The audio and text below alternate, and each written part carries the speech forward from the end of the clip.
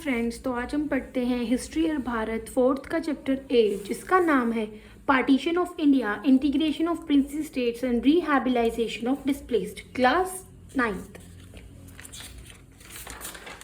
So on August 15, 1947 AD India को independence, हमें मतलब इंडिया को आज़ादी मिल जाती है ब्रिटिशर्स से। कितने सालों बाद? कम से कम ऑलमोस्ट 200 ईयर्स ऑफ स्लेवरी, मतलब इतने साल हम 200 जो है ईयर्स हम उनके स्लेवरी बन के रहे। उसके बाद हमें 15 अगस्त 1947 को आज़ादी मिलती है ब्रिटिशर्स से।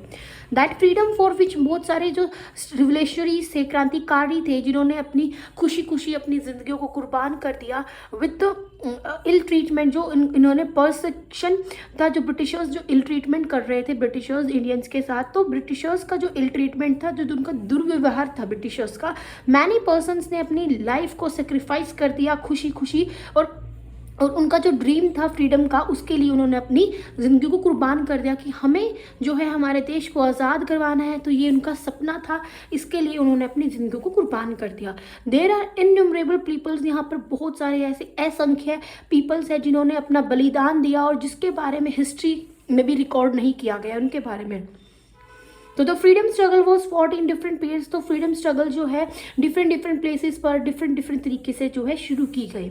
डिस्पाइट द डिफरेंट पाथ्स, बहुत सारे डिफरेंट जो रास्ते हैं, एवरीवन ड्रीम, लेकिन अलग अलग सबके अलग अलग रास्ते थे, अलग अलग जगह पे जो है स्ट्रगल किया गया। लेकिन उनका जो सबका जो ड्रीम था, सपना क्या था, वो अपनी कंट्री को आज़ाद करवाना है फॉरेनर से। ये सबका यही सपना था। सो 15 अगस्त 1947 को ये जो ड्रीम है ये फुलफिल हो जाता है इंडिया का, और इंडिपेंडेंट इंडिया का जन्म होता है। लेकिन Sindh, Balochistan, frontier provinces were not longer include, लेकिन ये तीनों के तीनों जो पार्ट है ये इंडिया में इंक्लूड नहीं किए गए। द प्रोविंसेस ऑफ बंगाल के provinces and Punjab were included but in a fragmented state में, अलग अलग स्टेट्स में। बोथ वर डिवाइडेड, अब दोनों को डिवाइड किया गया and included into a new credit, Pakistan में इनको क्रिएट किया गया। अब while the joys of creation of new countries की जो जॉयज थी कि हम न्यू कंट्रीज जो क्रिएट हो चुकी है वर बीइंग सेलिब्रेट किया जा रहे थे, and lack of innocent peoples, जो इतने सारे इनोसेंट पीपल्स थे और फोर्स टू लिव देयर, अपनी जो नेटिव कंट्री है, अपने जो नेटिव लैंड है उसको वहाँ से छोड़ने के लिए उनको फोर्स किया गया। अब इंडिया इंडिपेंडेंस एक्ट देखते हैं 1947। तो जुलाई 1947 में जो ब्रिटिश पार्लियामेंट है पास करती है इंडियन इंडिपेंडेंस एक्ट को, ताकि इंडिया को इंडिपेंडेंस मिल सके। इंडिया को ग्रांट करती है इंडिपेंडेंस। अब मेन सेक्शन क्या थे इस एक्ट के, वो देखो। फर्स्ट है 15 अगस्त 1947 को दो डोमिनियन, एक इंडिया और दूसरा पाकिस्तान को क्रिएट किया जाता है। सेकंड है बाउंड्रीज जो थी दोनों डोमिनियन की, क्या है, इंडिया और पाकिस्तान की फिक्स कर दी जाती है, ये इंडिया की है, इतनी पाकिस्तान की है। और देयर विल बी एक गवर्नर जनरल होगा ईच फॉर बोथ, दोनों डोमिनियन इंडियन पाकिस्तान के लिए एक ही गवर्नर जनरल होगा, जो कि इफ बोथ, अगर दोनों के दोनों डोमिनियंस जो हैं इंडिया और पाकिस्तान अगर एग्री हो जाते हैं तो एक ही गवर्नर जनरल होगा। तो सेम पर्सन जो होगा वही अपॉइंट किया जाएगा गवर्नर जनरल दोनों के दोनों डोमिनियंस का। इंडिया और पाकिस्तान का एक ही गवर्नर जनरल होगा।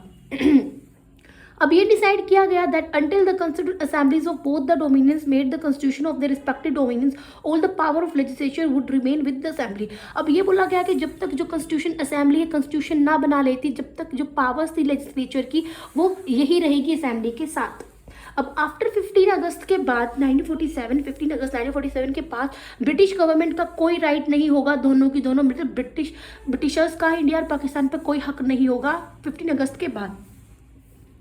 जो लोकल प्रिंसी स्टेट्स थी इनको फ्रीडम दी गई कि चाहे तो तुम पाकिस्तान के साथ मिलो, चाहे तुम इंडिया के साथ मिलो, या फिर तुम अपनी ही स्टेट को एक सेपरेट स्टेट बनाओ, इंडिपेंडेंट स्टेट बना सकते हो, तुम्हें जो करना है वो करो। तो इस एक्ट के तहत इंडिया बिकेम इंडिपेंडेंट बन जाता है 15 अगस्त 1947 AD को। It was a proud day for the country, के लिए एक बहुत ही प्राउड डे था ये। एंड लैक ऑफ पैट्रियोट्स, बहुत लाखों में जो देशभक्त थे वो फ्रीडम के लिए लड़ाई करते हैं, थाउजेंड्स ऑफ जो है बलिदान करते हैं, लोग अपनी जिंदगी को कुर्बान कर देते हैं सिर्फ अपनी कंट्री को फ्रीडम दिलाने के लिए। इन द एंड जो ड्रीम था क्रोड्स ऑफ पैट्रियोट्स का वो बिल्कुल ट्रू हो जाता है।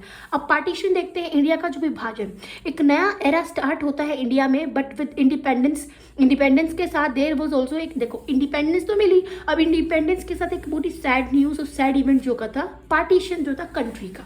ऑल्दो जो इंडियन लीडर्स थे वो रेडी नहीं थे इस पार्टीशन के लिए, दे हैड टू एक्सेप्ट, लेकिन उनको किसी न किसी परिस्थितियों के अंडर आकर उसको एक्सेप्ट करना पड़ा। Compelled bye circumstances, Mahatma Gandhi ने एक्सेप्ट कर लेते हैं proposal for the partition of country के लिए। जो प्रपोजल सेंड किया गया था उसको एक्सेप्ट कर लेते हैं। महात्मा गांधी भी बताया ना कि कोई भी खुश नहीं था, लेकिन किसी न किसी परिस्थिति के अंडर में आकर उनको एक्सेप्ट करना पड़ा, तो महात्मा गांधी ने भी एक्सेप्ट कर लेते हैं। In the fire of communalism, communalism मतलब धर्म के बेसिस पर जो विवाद होते हैं, धर्म के बेसिस पर जो ग्रुप्स डिवाइड होते हैं, वो मुस्लिम इन पाकिस्तान कमिटेड, मुस्लिम जो थे पाकिस्तान में क्या कर रहे थे, बहुत सारे हिंदूज को, सिख्स को मार दिया, उनको उनकी प्रॉपर्टीज को छीन लिया।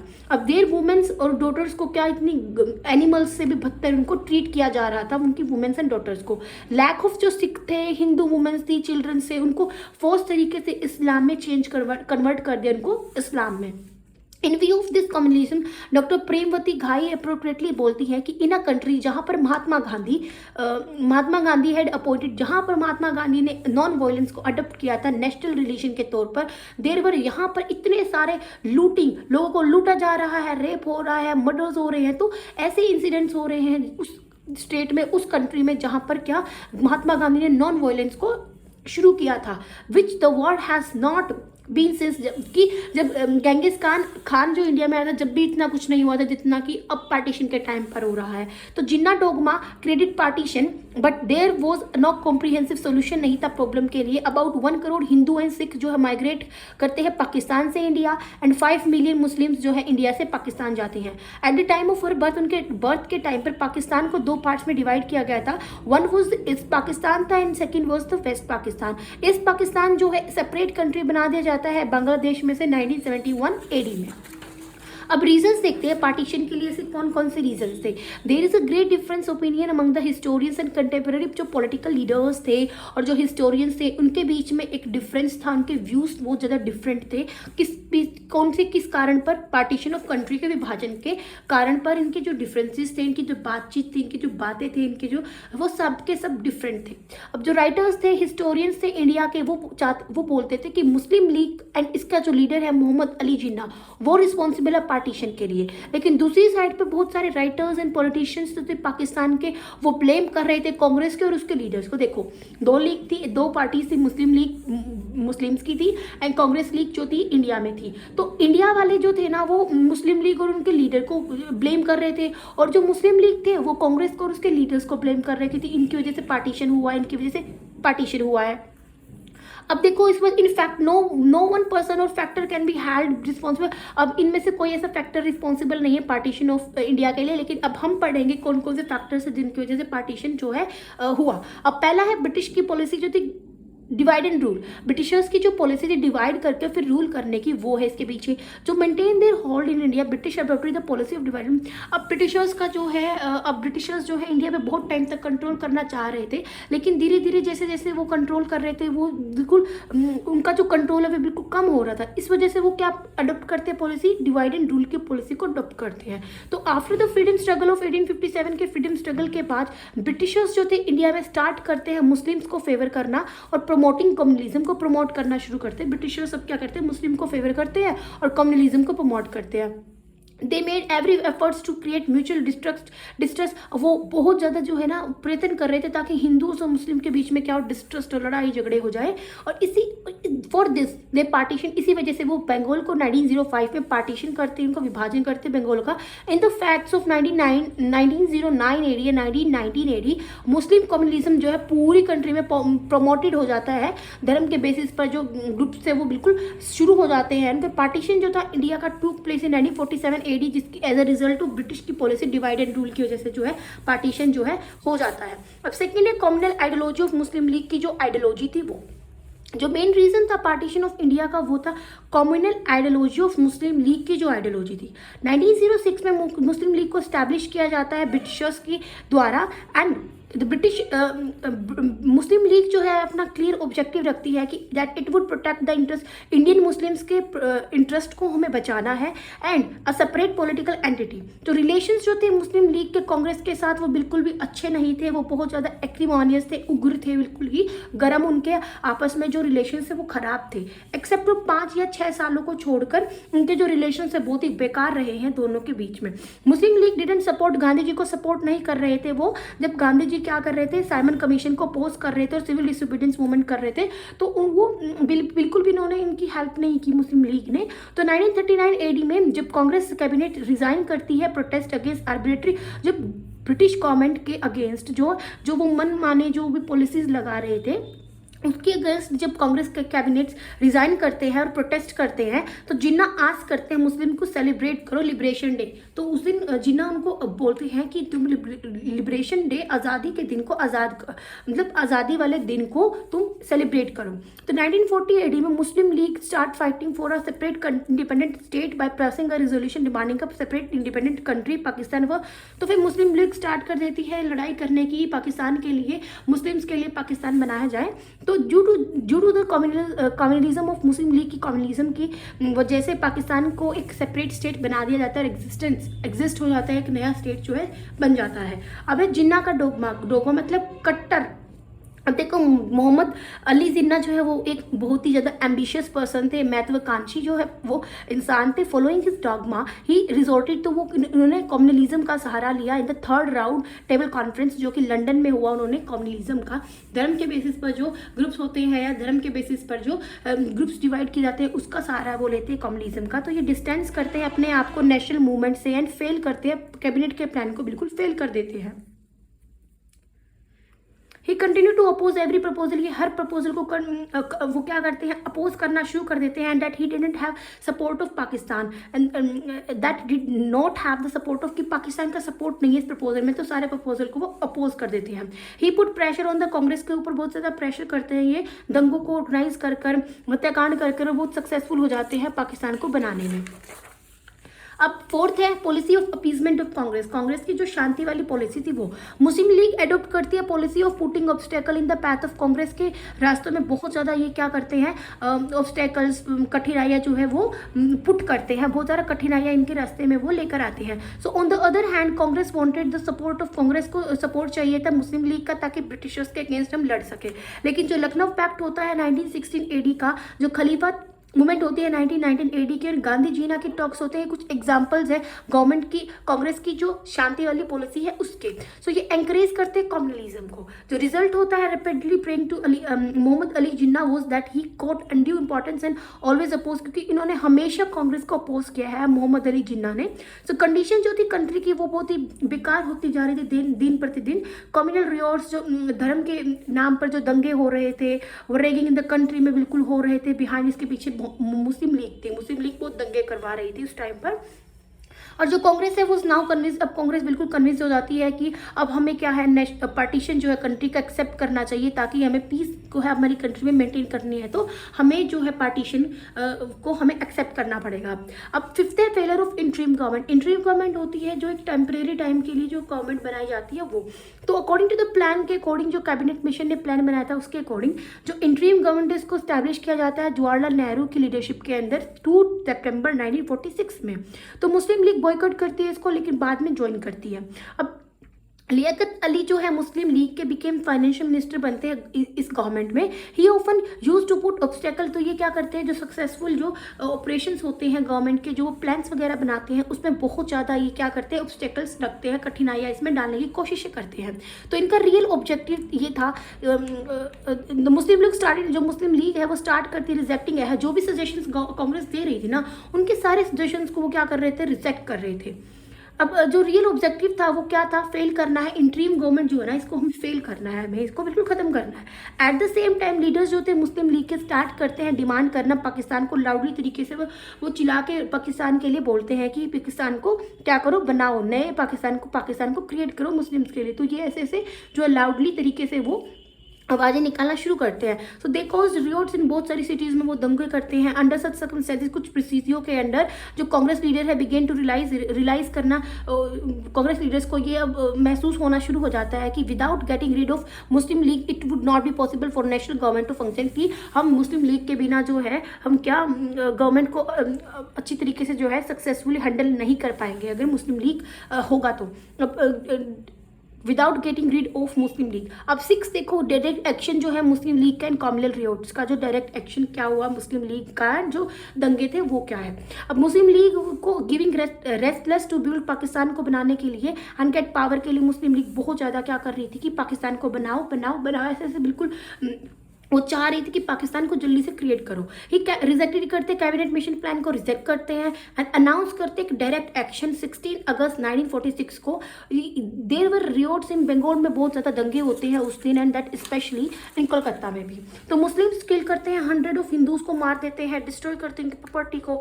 सून this fire of communism riots जो है अलग इंडिया के अलग अलग जो रीजन्स हैं वहाँ भी फैल जाते हैं, जैसे कि नौकली में, त्रिपुरा में, रावलपिंडी में, झेलम में, मुल्तान में, लाहौर में, अमृतसर एक्सेट्रा। यहाँ पर जो है धर्म के बेसिस पर जो है दंगे हो रहे थे।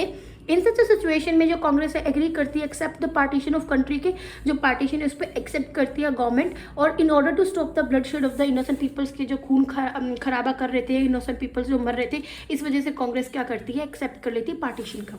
अब देखो 7 declaration of prime minister of England के जो लॉर्ड एटली थी, उन्होंने डिक्लेरेशन किया कुछ, देखो इन इस अनाउंसमेंट ऑन 20 Feb 1947 जो प्राइम मिनिस्टर थे इंग्लैंड के mister Attlee spoke of leaving India, और इंडिया को छोड़ने के लिए बोला उन्होंने बाय जून 1948 तक। तो ये जो अनाउंसमेंट थी great impetus to Muslim League को बिल्कुल बहुत ही ज़्यादा intensified the struggle for early एंट्रीमेंट, और पाकिस्तान को क्या हो जाती है जल्दी से जल्दी जो है इंडिपेंडेंस मिल जाती है। The resorted to riots to increase, वो जो है दंगों का सहारा लेकर क्या करते हैं, प्रेशर बनाने की कोशिश करते हैं बहुत ज़्यादा गवर्नमेंट के ऊपर। हिंदू और मुस्लिम के बीच में जो एनिमी थी, जो उनके बीच में जो दुश्मने चल रहे थे, हिंदू और मुस्लिम जो आपस में उनके जो है लड़ाई दंगे जो है दोनों में बहुत ज़्यादा इंक्रीज हो जाते हैं। सो मच दैट कि जो कम्युनल रियोट्स है Bengal, Assam, Punjab and north west provinces में एक सिविल वॉर की सिचुएशन आ जाती है। इन सब सिचुएशन में जो कांग्रेस है तो चूज करना पड़ता है बिटवीन दो के बीच में, तो सिविल वॉर चाहिए तुम्हें या फिर पार्टीशन चाहिए, तो पार्टीशन को चूज करते हैं। अब 8th लॉर्ड माउंटबेटन के जो एफर्ट्स हैं, उनके जो प्रयत्न थे, तो मार्च में 1947 AD में लॉर्ड माउंटबेटन जो है वो एक नए उनको नया वाइसरॉय बना दिया जाता है इंडिया का। तो वो प्लेड करते हैं कि important role in the giving effect to the plan of the partition के प्लान को वो इफेक्ट में लाने की कोशिश करते हैं। After talking to the leaders of various political parties के लीडर से बातचीत करने के बाद ही केम टू द डिसीजन, एक डिसीजन पर आते हैं कि ये इम्पॉसिबल है, एक agreement between Muslim League and Congress के बीच में एक एग्रीमेंट होना एक बहुत ही मुश्किल है, and only partition of India can solve the problem. सिर्फ पार्टीशन, अगर इंडिया का पार्टीशन होगा तभी प्रॉब्लम को सोल्व किया जा सकता है। तो ही टोल्ड, नेहरू को बताते हैं एंड अदर कांग्रेस लीडर्स को बताते हैं, giving convincing arguments that the partition of India was inevitable due to the admin behaviour, कि जो पार्टीशन है इंडिया का वो क्या है, मुस्लिम लीग की वजह से जो है नहीं हो रहा, वो बहुत ज़्यादा क्या कर रहे हैं, कंट्री में बहुत ज़्यादा दंगे कर रहे हैं। अब forced by circumstances the Congress leader accept करते हैं वाइसरॉय के सजेशन को। After that with the approval of British government के अप्रूवल के बाद पार्टीशन इंडिया का अनाउंस किया जाता है 3 जून 1947 AD में माउंटबेटन के द्वारा। अब 9th है पावर हंग्री कांग्रेस लीडरशिप, जो कांग्रेस के लीडरशिप से उनको पावर को गेन करना था, तो वो बिल्कुल भूखे पड़े थे कांग्रेस के लीडर्स पावर के लिए। अब the fatigue of the Congress leadership and it's hunger for power were also consider, अब जो कांग्रेस के लीडर्स थे उनके अंदर जो भूख थी पावर को गेन करने की, वो भी एक रीजन है पार्टीशन ऑफ कंट्री का। अब देखो Congress leadership was tired of constant struggle कर करके बिल्कुल टायर हो चुके थे, and it was not ready to fight any more. अब वो और लड़ाइयाँ करने के बिल्कुल भी वो नहीं थी कि अब हमें और लड़ाइयाँ नहीं करनी है। कुछ एक लीडर्स जो है कांग्रेस के wanted to enjoy the power by getting India independence, वो चाहते थे कि जल्दी से जल्दी पार्टीशन हो जाए और जल्दी से जल्दी इंडिया को इंडिपेंडेंस मिल जाए, हमें जल्दी से यहाँ पर क्या करना है, हमें रूल करना है। जब गांधी जी अपोज करते हैं पार्टीशन को, तो कांग्रेस लीडर डिडंट शो, इतना उत्साह नहीं दिखाते हैं वो, due to which Gandhi accept करते हैं पार्टीशन को। फिर अब independence came with partition in 1947 के साथ इंडिपेंडेंस में मिलती है 1947 में। Fearing the riots the Congress leader of India accept, जो दंगे हो रहे थे इससे डर के कारण जो कांग्रेस एक्सेप्ट करती है पार्टीशन, ताकि शांति फैली रहे। Question is still to be answered है, if partition was necessary for peace between the two countries के बीच में अगर पार्टीशन इतना जरूरी था कि हमें पीस चाहिए है दोनों कंट्रीज में, पार्टीशन इतना जरूरी था, तो फिर then why would that peace not be established, तो फिर शांति को क्यों नहीं बनाए रखा गया, आप पार्टीशन ही क्यों किया। अब इसके बाद देखो हम पढ़ते हैं इंटीग्रेशन ऑफ प्रिंसेस, मतलब कि प्रिंसेस स्टेट्स जो थी, ब्रिटिशर्स इंडिया को छोड़ के चले गए थे, तो वो उनका जो है इंडिया में कैसे इंटीग्रेट किया गया, कैसे इंडिया में लेके आया गया।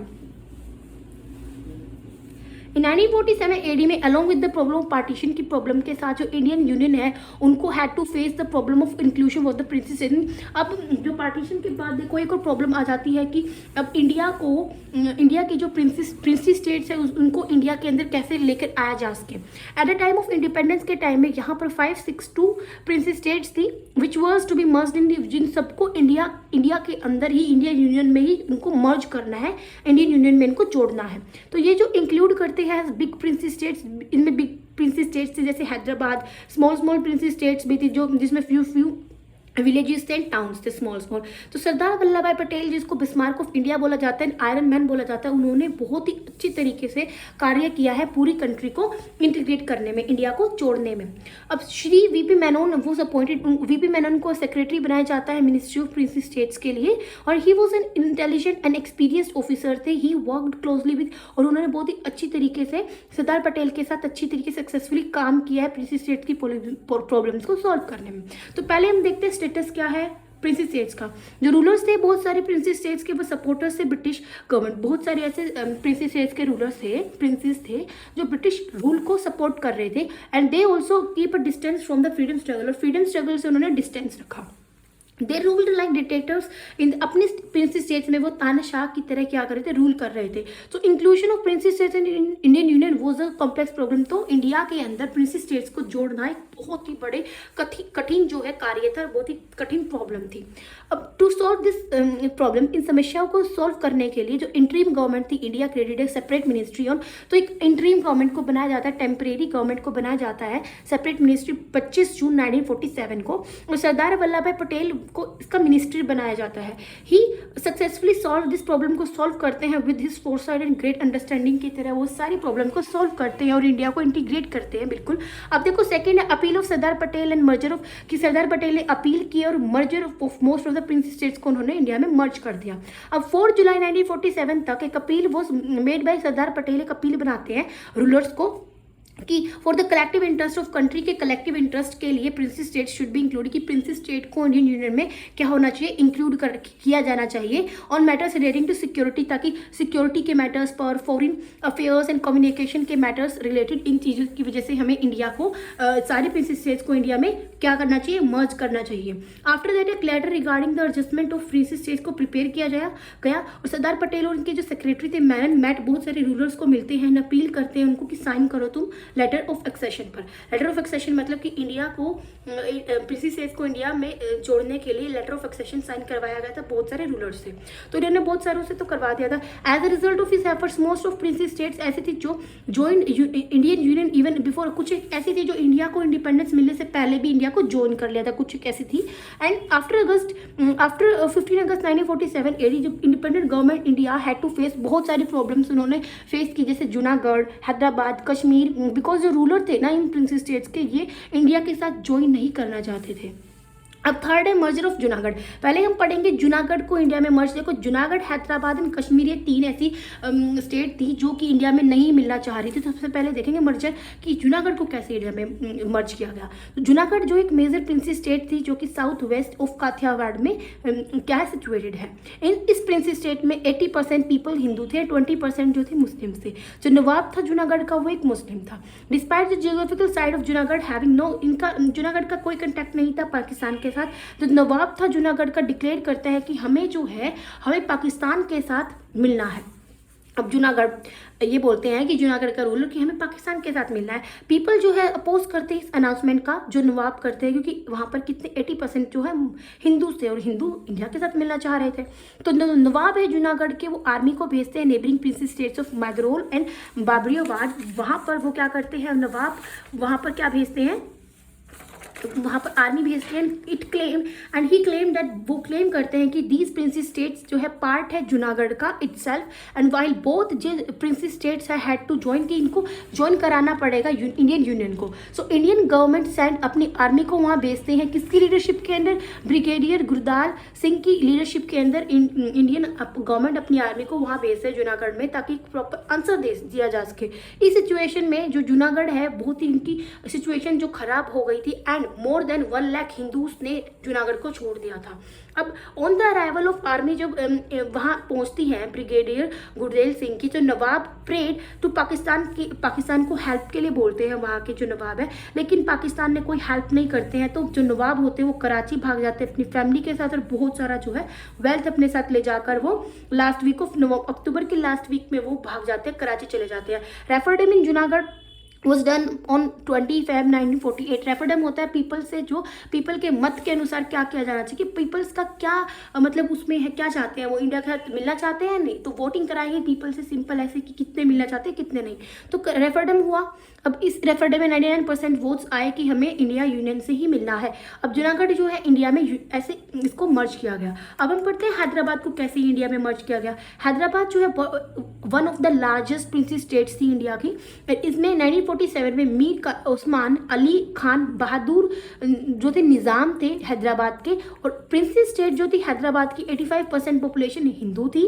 एंड जून 1947 में निज़ाम एक इशू करते हैं एक decree that he would not send his representative, कि हम अपने रिप्रेजेंटेटिव को कंस्टिट्यूएंट असेंबली में नहीं भेजेंगे ऑफ बोथ द कंट्रीज, दोनों कंट्रीज की, ऑन अगस्त 15 1947। एंड इसकी जो प्रिंसी स्टेट है वुड बी एन इंडिपेंडेंट। अब ये बोलते हैं कि कंस्टिट्यूएंट असेंबली नहीं हो रही थी कि जो कॉन्स्टिट्यूशन बना रही थी, तो हैदराबाद के नवाब कहते हैं हम किसी भी रिप्रेजेंटेटिव को कंस्टिट्यूएंट असेंबली में नहीं भेजेंगे, और क्योंकि हमें अपनी खुद की इंडिपेंडेंट स्टेट बनानी है, हमें ना पाकिस्तान के साथ मिलना, हमें ना इंडिया के साथ मिलना, हमें अपनी खुद की इंडिपेंडेंट स्टेट बनानी है, इन्होंने ये बोला निज़ाम ने। तो जो निज़ाम डिमांड करते एक सेपरेट डोमिनियन फॉर हैदराबाद के लिए फ्रॉम लॉर्ड माउंटबेटन को बोलते हैं कि एक सेपरेट जो है हैदराबाद बनाया जाना चाहिए, जिसको रिफ्यूज़ किया गया। लेकिन सरदार पटेल एंड वीपी मेनन जो है अपील करते हैं रिप्रेजेंटेटिव ऑफ निज़ाम को that the annexation of Hyderabad to India would be interest of both India and Hyderabad, कि जो हैदराबाद है हैदराबाद को इंडिया के अंदर मिलाना है ना, तो हम हैदराबाद और इंडिया दोनों के इंटरेस्ट के अनुसार ही हम इसको जोड़ेंगे। लेकिन निज़ाम रिजेक्ट कर देते हैं इस सजेशन को। लेकिन इसके बाद जब independent government of India gave the Nizam को 2 मंथ्स देती है कि अपने डिसीजन को ले लो, तो निज़ाम ऑल्सो रिफ्यूज लॉर्ड माउंटबेटन की डिमांड को वो मना कर देते हैं कि रेफरेंडम यहाँ पे भी रेफरेंडम करवा रहे थे कि कितने लोग मिलना चाहते हैं, तो निज़ाम ने इस जो सजेशन है इस डिमांड को उन्होंने रिफ्यूज कर दिया जो लॉर्ड माउंटबेटन ने दी थी।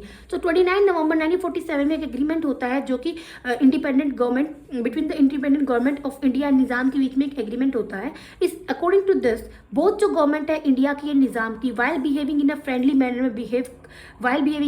मैनर में वो बिहेव कर रही थी। प्रॉमिस टू वर्क, प्रॉमिस करते हैं कि हम जो है दोनों में ईच जो है आपस में इंटरेस्ट पर ही कार्य करेंगे। ईच अदर के एम मुंशी को सेंड किया गया, हैदराबाद में भेजा गया एक रिप्रेजेंटेटिव, इंडियन गवर्नमेंट के रिप्रेजेंटेटिव के तौर पर के एम मुंशी को हैदराबाद भेजा गया। बट निज़ाम जो था हैदराबाद का couldn't stand on the terms of agreement पर बिल्कुल भी वो स्टैंड नहीं। पहले तो बोला इंटरेस्ट दोनों की कंट्री के इंटरेस्ट पर ही होगी एग्रीमेंट, लेकिन अब वो मना कर रहा है एग्रीमेंट, वो बिल्कुल भी स्टैंड नहीं लिया उन्होंने। ही बैंड सारे के सारे जितने भी प्रीशियस मेटल्स थे ना जो हैदराबाद में थे उनको उन्होंने बैन कर दिया कि इंडिया नहीं जाएंगे वो। अलॉन्ग विद इसके साथ उन्होंने डिक्लेयर किया कि इंडिया के जो कॉइन्स है वो इलीगल है। अपार्ट फ्रॉम दिस निज़ाम जो है हैदराबाद के अपनी आर्मी को भी इंक्रीज करते हैं प्रिंसी स्टेट में बिना गवर्नमेंट की अप्रूवल के, इंडियन गवर्नमेंट की अप्रूवल पे वो अपनी आर्मी को इंक्रीज करते हैं। And armed organisation of Muslim fundamentalist name Razakar जो है हैदराबाद में मुस्लिम की जो ऑर्गेनाइजेशन थी, आर्म्ड ऑर्गेनाइजेशन थी मुस्लिम की जिनका नाम था रजाकार, वो हैदराबाद में एस्टैब्लिश की जाती है। जो रजाकार है स्टार्ट करते हैं प्रोवोकिंग मुस्लिम को वो क्या करते हैं, मुस्लिम को प्रोवोक करते हैं मुस्लिम ऑफ हैदराबाद को। तो गवर्नमेंट होती है इंडिया की अपोज करती है इस चीज़ को, but it didn't have any effect on the Nizam के ऊपर, इसका कोई इफेक्ट नहीं होता है हैदराबाद के।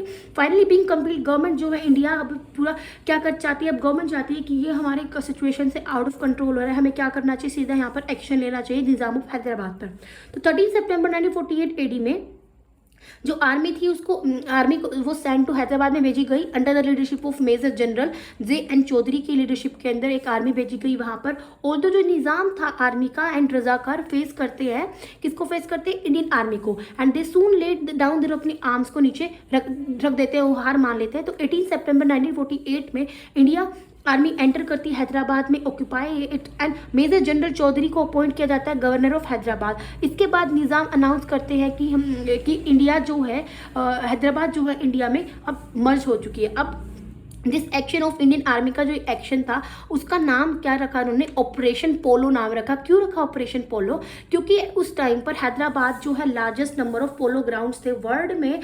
हैदराबाद में सबसे ज़्यादा जो पोलो के ग्राउंड्स थे हैदराबाद में, विच वर 17 इन नंबर, 17 जो ग्राउंड्स थे ना पोलो के वो हैदराबाद में थे। इन दिस एक्शन, इस एक्शन से which lasted for 5 days 1373 Razakars and 807 soldiers जो है हैदराबाद स्टेट के वो मारे गए, और इंडियन आर्मी ने 66 सोल्जर्स को मतलब शहीद हो गए, एंड जो 97 सोल्जर्स थे वो इंजर हो जाती है। अब एक्सेशन ऑफ कश्मीर, अब कश्मीर को कैसे इंडिया में जोड़ा जाता है? जो कश्मीर है वो एक लार्जली प्रिंसी स्टेट थी जो कि नॉर्थ ऑफ इंडिया में लोकेटेड है, और जो रूलर था प्रिंसी स्टेट्स का उनका नाम था महाराजा हरि सिंह जो कि एक हिंदू थे। तो मेजोरिटी जो थी पॉपुलेशन की प्रिंसी स्टेट की वो मुस्लिम थी। जो बॉर्डर्स थे प्रिंसी स्टेट के were with both India and Pakistan, दोनों के साथ ही बॉर्डर्स थे पाकिस्तान इसके कश्मीर के। तो बहुत जो कंट्री थी विलिंग टू इंक्लूड इट, दोनों की दोनों कंट्री अब खुश थी कि कोई भी मिला लेगा, पाकिस्तान भी मिला लेगा कश्मीर को और इंडिया भी मिला लेगा। बट जो रूलर थे कश्मीर के वो किसी को भी ज्वाइन नहीं करना चाह रहे थे। ये एक्सप्रेस करते अपने डिज़ायर को, negotiate an agreement with India और पाकिस्तान दोनों में से किसी के साथ भी एग्रीमेंट नहीं करते हैं टू मेंटेन प्रिवेलिंग ऑर्डर। तो गवर्नमेंट होती है पाकिस्तान की साइन करती है इस एग्रीमेंट को, लेकिन जो गवर्नमेंट होती है इंडिया की वो कोई डिसीजन नहीं लेती है इस पर। In order to force the princely state को फोर्स करने के लिए कश्मीर की टू ज्वाइन, ताकि जो प्रिंसी स्टेट है कश्मीर की वो ज्वाइन कर ले, इसीलिए इसके लिए जो गवर्नमेंट होती है पाकिस्तान की इम्पोज्ड एंड इकोनॉमिक, इसके ऊपर क्या इकोनॉमिक ब्लॉकेड करती है कश्मीर पर, पाकिस्तान स्टॉप करती है। पाकिस्तान जो है कश्मीर के अंदर फूड ग्रेन्स को सप्लाई नहीं करती, पेट्रोल नहीं देती, बहुत सारी जो एसेंशियल कमोडिटीज़ होती है वो कश्मीर में नहीं देती, पाकिस्तान सब स्टॉप कर देती है। तो जो ट्राइबल्स होते हैं started creating disturbance in borders और एरियाज। जो ट्राइबल्स होते हैं वहाँ के वो क्या करते हैं, कश्मीर के जो एरियाज थे वहाँ पर वो डिस्टर्बेंस क्रिएट करना शुरू कर देते हैं, दंगे फसादी शुरू कर देते हैं वो। तो मेहर चंद महाजन जो प्राइम मिनिस्टर थे कश्मीर के अपोज करते हैं, प्रोटेस्ट करते हैं इन एक्शंस ऑफ पाकिस्तान के, but it didn't have any, कोई इफेक्ट नहीं पड़ता लेकिन पाकिस्तान पर इनका। तो 22 अक्टूबर 1947 में पाकिस्तान कंडक्टेड ट्राइबल अटैक करता है पाकिस्तान कश्मीर पर। तो जो आर्मी होती है जम्मू एंड कश्मीर की फोर्थ द ट्राइबल्समैन के साथ लड़ाई करते हैं under the leadership of colonel Narayan Singh की लीडरशिप के अंदर। वो क्या करते हैं वहाँ पर लड़ाई करते हैं पाकिस्तान के साथ। ड्यूरिंग द बैटल एक फ्यू मुस्लिम जो सोल्जर्स होती है प्रिंसी स्टेट्स की ज्वाइन करती है ट्राइबल्समैन की। तो जो मुस्लिम सोल्जर्स थे ना वो किनको ज्वाइन करते हैं, वो प्रिंसी स्टेट के जो है ना वो ट्राइब्समैन को ज्वाइन करते हैं, ना कि प्रिंसी स्टेट की हेल्प करते हैं, ट्राइब्समैन के साथ जुड़ जाते हैं वो। तो एज अ रिजल्ट जो ट्राइबल ऑक्यूपाइड बहुत सारे बॉर्डर एरियाज को वो ऑक्यूपाई कर लेता है प्रिंसी स्टेट के, कट ऑफ पावर सप्लाई जो था श्रीनगर का वो कट ऑफ कर देते हैं। तो tribals looted a lot of Kashmir district से बहुत ज़्यादा वो लूट पाट करके लेके जाते हैं। इस सिचुएशन में महाराजा हरि सिंह जो है कश्मीर के वो अपील करते हैं गवर्नमेंट ऑफ इंडिया की कि हमें हेल्प चाहिए, मिलिट्री असिस्टेंस दो, और अक्टूबर 22 1947 एडी में एक्सेप्ट करते हैं इंक्लूजन ऑफ। और फिर बाद में क्या होता है, इंडिया उनकी हेल्प करता है तो इंडिया को अपने कश्मीर को इंडिया में मर्ज कर दिया जाता है।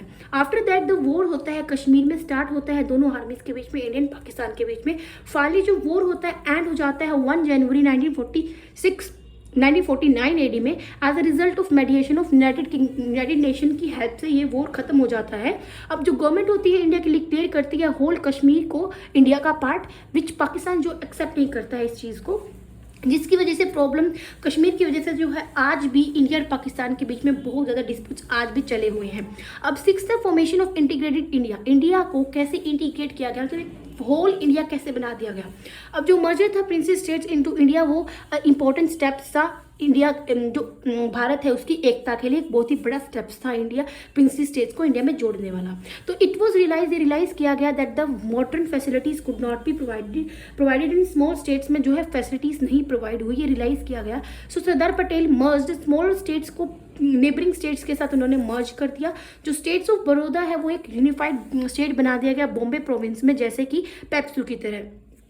अब राजस्थान, मध्य भारत, सौराष्ट्र एंड विंध्य प्रदेश जो यूनिफाइड स्टेट्स बना दिया गया इनको, and Mysore, Jammu and Kashmir and Hyderabad को अलाउ किया गया सेम टेरिटरी में रहने के लिए। अब 7 तक स्टेट्स को क्लासीफाई करने के लिए 4 टाइप्स की स्टेट्स एमर्ज होती है। मर्जर के बाद इंडिया को मर्ज करने के बाद 4 टाइप की जो है स्टेट्स को डिवाइड किया जाता है अकॉर्डिंग टू कॉन्स्टिट्यूशन के अकॉर्डिंग। जो कैटेगरीज थी स्टेट्स की ABCD थी, और जो कैटेगरी A थी उसमें इंक्लूड किए गए थे वो स्टेट्स जो कि गवर्नर जनरल ब्रिटिश इंडिया में जो गवर्नर गवर्नर जनरल के अंडर में थी, 8 स्टेट्स में वो थे, और जो स्टेट्स थी अंडर बी में वो थे जो कि princess states, those which were made up princess states से बने हुए थे। थर्ड जो सी थी उसमें थे वो जो those states which were under, जो कि चीफ कमिश्नर्स के अंडर में थे, और फोर्थ में थे वो जो ओनली अंडमान एंड निकोबार में थे।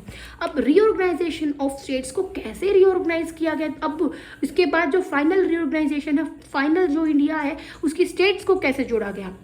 तो 1953 एडी में गवर्नमेंट जो थी इंडिया की constituted the state reorganisation commission को कंस्टिट्यूट करती है, और जो अनेक्ट करते हैं स्टेट रीऑर्गेनाइजेशन एक्ट को 1956 एडी में। तो 14 स्टेट एंड 6 यूनियन टेरिटरीज जो है उनको बना दिया जाता है लैंग्वेज के बेसिस पर। अब जो सिस्टम होता है कैटेगरी का, A B C and D को अबॉलिश कर देते हैं। एडमिनिस्ट्रेटिव पावर्स जो थी एंड राइट्स जो थे रूलर्स एंड प्रिंसेस को, उनको भी अबॉलिश कर देते हैं। अब एक एनुअल अमाउंट फिक्स की गई कि जो रूलर्स हैं और उनकी फैमिलीज हैं उनके खर्चे के लिए। अब डेमोक्रेसी एंड रिस्पॉन्सिबल गवर्नमेंट को स्टैब्लिश किया गया स्टेट्स में, form by the merger of princes states को मर्ज करने के बाद अब डेमोक्रेसी जो है एक रिस्पॉन्सिबल गवर्नमेंट और को डेमोक्रेसी को इंडिया में लाया गया। अब एक revelation for the political integration of the country which was bloodshed free. अब देखो दूसरी कंट्रीज में भी बहुत सारी ऐसी रिवलेशन हुई है जहाँ पर कंट्री को, दूसरी कंट्रीज में स्टेट्स को मर्ज करने का जो श्रेय है वो किसको जाता है, इंडिया में सरदार वल्लभ भाई पटेल को जाता है। ऐसे ही it is compare to the unification, ऐसे ही इंडिया का जो यूनिफिकेशन था उसको जर्मनी के यूनिफिकेशन से और इटली के यूनिफिकेशन से भी कंपेयर किया गया है। तो जो काव्योर था इटली में उन्होंने यूनिफिकेशन किया था जर्मनी में, और जो इटली में जर्मनी में ओटो वॉन बिस्मार्क ने पूरी जर्मनी को यूनिफिकेशन किया था। तो ये आज का हमारा चैप्टर है। चैनल को सब्सक्राइब करना ना भूले, वीडियो को लाइक और शेयर जरूर करें। Thank you.